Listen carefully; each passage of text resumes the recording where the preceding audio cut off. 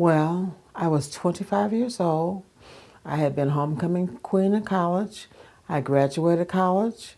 I was married. I had two daughters.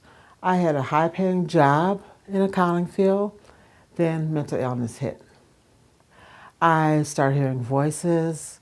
I was separated from my husband. I had to take care of two small children and I was struggling. Well, eventually the husband took me to a hospital for evaluation. I had the most important interview of my life, and the interview said that I had a serious mental illness, paranoid schizophrenia, and I was kind of angry because I thought I was special.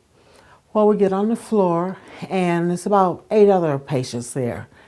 And what's funny now, none of us thought we should have been there. All of us thought, oh, we're okay, it's them. And so what we do, we just stand in line for medicine, and I did the same thing. So that was kind of my first time of being diagnosed with the paranoid schizophrenia.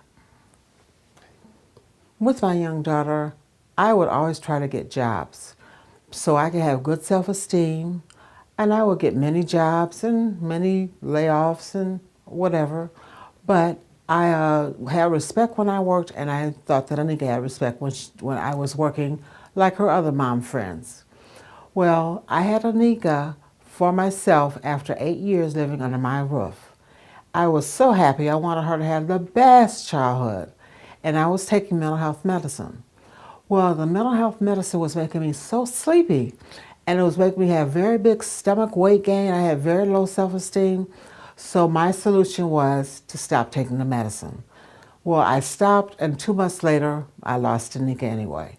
So it was a struggle, and other mental health mothers, we have struggles with our children. We love them, but sometimes we need help.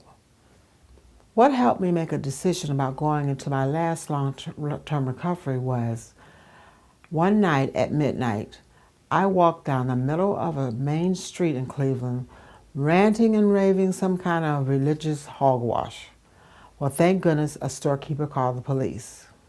They took me to the hospital, and I was there for 3 weeks to a month. Then my center had me go to a respite home. And a respite home helps you acclimate you back into the community, back into cooking and living on your own. And while I was there, I think the Lord laid on my heart, these voices are not good. They're not telling you good things. They're hurting people. They're telling me dangerous things to do. And I said, when I take medicine, I don't hear these voices. My father, all through this time, back and forth, he would always take me back like the prodigal daughter. Once I was stable on my medicine, I said, why would I want him to go through that? My daughter would be so hurt, and my sisters would be so hurt that I cut them off. But I never cut off Anika, never. But with Anika, I missed her college graduation being mentally ill. And I said, now what if she gets married and I'm off somewhere? I don't want to miss her marriage. So that made me say, I will start to take the medicine. So once I decided that I would take my medicine, for the last 15 years, I have not missed a day. The idea of Anika and I writing a memoir together, I was at NAMI, which is the National Alliance on Mental Illness, and they had a speakers bureau, and I was going to the meetings.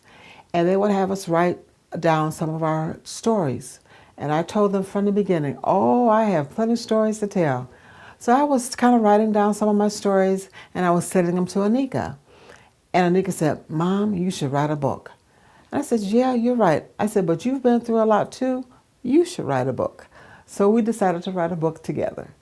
And the first year we said, oh, we'll knock this thing out. I felt like that. We'll knock this thing out in a year. Well, 5 years later, now it's coming out. The most difficult moment about writing the book was a lot of the stories I was telling it. I can't think of one moment, but I know one thing. I told Anika and I told others, I have things in me I believe I'll take to my grave. One good thing about writing the book, I was able to bring it out.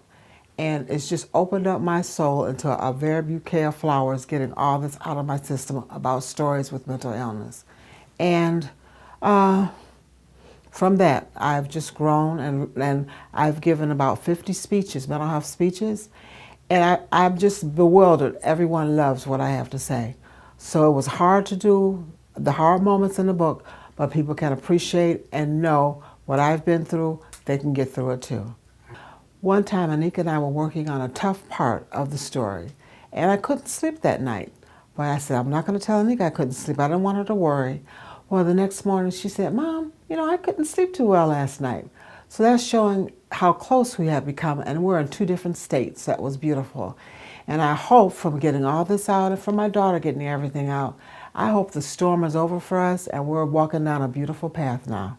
The most important message I want people to take away from the book was my 12 years of crisis times with paranoid schizophrenia. I hurt my daughter, I hurt my father, I hurt my sisters.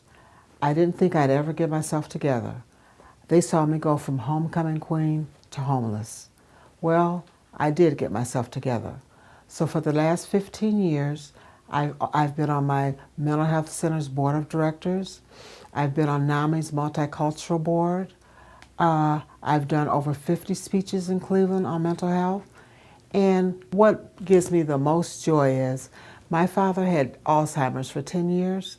I was his main carekeeper while he was in a nursing home. I soaked his feet. I soaked his dentures. I gave him manicures. I made sure everybody treated him well there.